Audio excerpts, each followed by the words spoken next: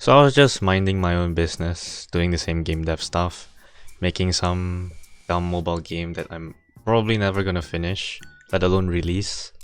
And it was time to finally do some UI management, and I mean the switching of pages.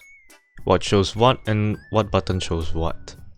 And looking back at my previous projects, I've always had lots of specific fields for specific screens that do specific stuff.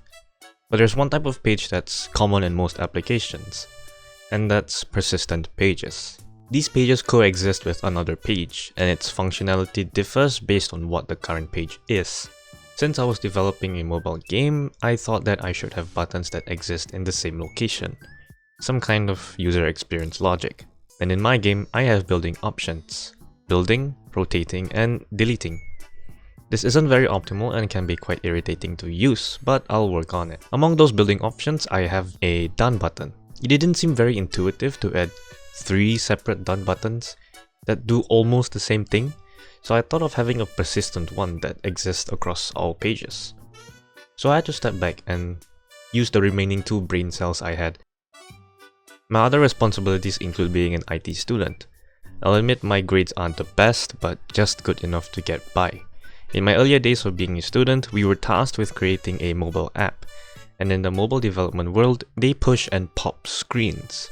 For the programmers, that should ring a bell to you, of a certain data structure. A stack.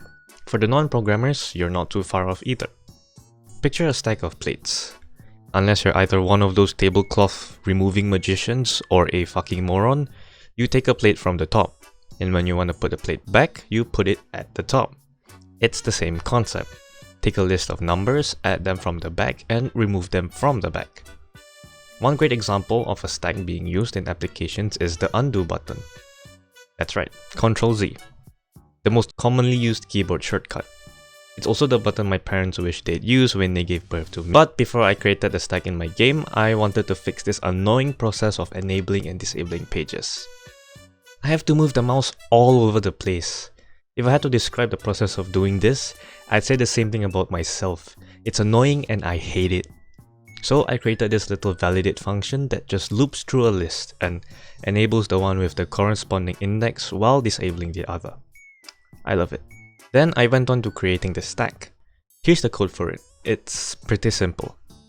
Then all I have to do is write one line of code anywhere I want to either remove the current page and display a new one, display 2 pages, keep removing pages until a certain page, or just remove all.